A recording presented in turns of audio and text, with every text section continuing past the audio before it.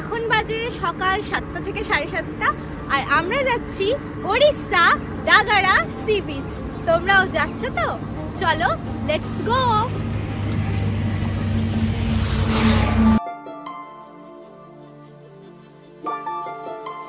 নমস্কার সকলকে, আমার প্রথম প্রচেষ্টায় আপনাদের সকলকে স্বাগত জানাই। আমি মধুচ্ছন্দা। আমার চ্যানেলের প্রথম ভিডিওটি শুরু করলাম আমার শহর থেকে উড়িষ্যার ডাগরার যাত্রাপথ দিয়ে। আমার শহর মেদিনীপুর ছেড়ে বেরিয়ে পড়লাম Kharagpur to Odisha national highway ধরে। কিছুটা এগিয়ে আসার পর দেখলাম সূর্যি মামা উঁকি দিচ্ছে আস্তে আস্তে করে। যাত্রাপথে যাতে না আমাদের কোনো অসুবিধা হয় তার জন্য আমাদের বাহনের আগে পেট পুজোটা সারিয়েই দিলাম এই পেট্রোল পাম্পে। এরপরে রাস্তার ভালো এবং খারাপ দিক মেনে নিয়ে বের হলাম আরও একটুখানি পথ।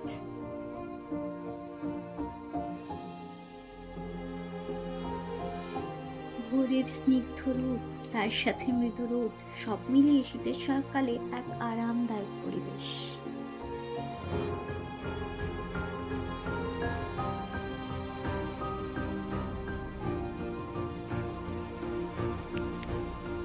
সো এখন আমরা আছি খড়গপুরে। যেহেতু মেদিনীপুর থেকে আমরা খড়গপুর যাচ্ছি, তো এখান থেকে সময় লাগবে অ্যাবাউট আরও 2 ঘন্টা। এত সুন্দর একটা জায়গা দেখে আমি বললাম যে আমি একটু দাঁড়াবো, কারণ ভিউটা এত সুন্দর লাগছে।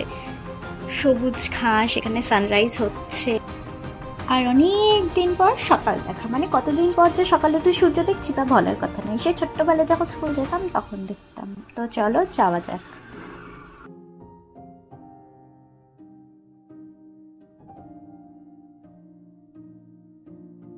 তারপরে এইভাবে আমরা অনেকটা পথ অতিক্রম করলাম। এপাশে পেটের মধ্যে ছুঁচোদেরও তাণ্ডব শুরু হয়ে গেছে। এরপরে আমাদের খোঁজ চলে একটি ভালো খাবারের জায়গায়, যা আমরা পেয়েও যাই।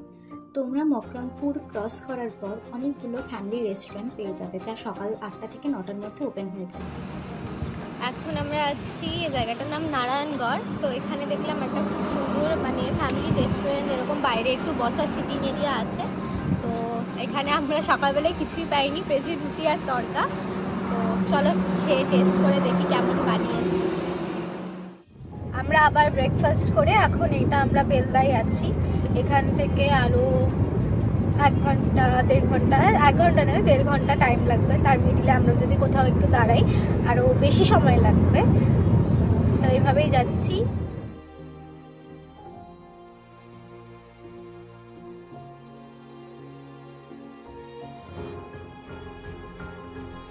এরপর আমরা টোল গেট পেরিয়ে ওড়িশার খুবই কাছাকাছি পৌঁছে গিয়েছিলাম।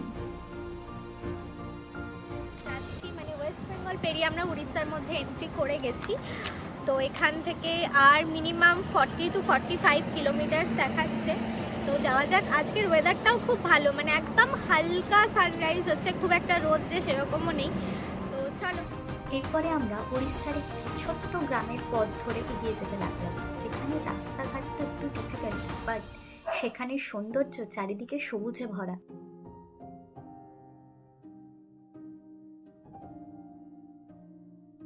চারিদিকে পুরো একদম সবুজে ভরা। আমাদের ওপাশে সচরাচর এইসব কিছু দেখা যায় না। তো এখান থেকে ডাগারা সি বিচ খুবই কাছে, মিনিমাম 20 to 25 কিলোমিটার। তো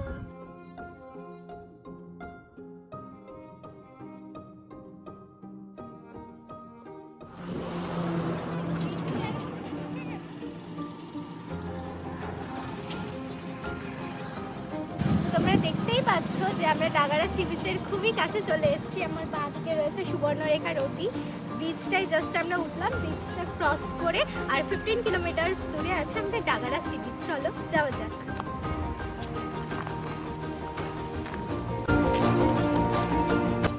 দীর্ঘ 3 ঘন্টা জার্নি করে, অনেক কষ্ট করে ফাইনালি আমরা পৌঁছে গেছি ডাগারা সি বিচে। চলো যাওয়া যাক। সেই ছোট্টবেলা থেকে সমুদ্রের প্রতি আমার বিশাল এক ভালোবাসা। যতবারই সমুদ্রে কোলে যাই এক অদ্ভুত আনন্দ আমি অনুভব করি। কেন জানি না, সেটা আমার চোখে মুখেও সবসময় ফুটে ওঠে।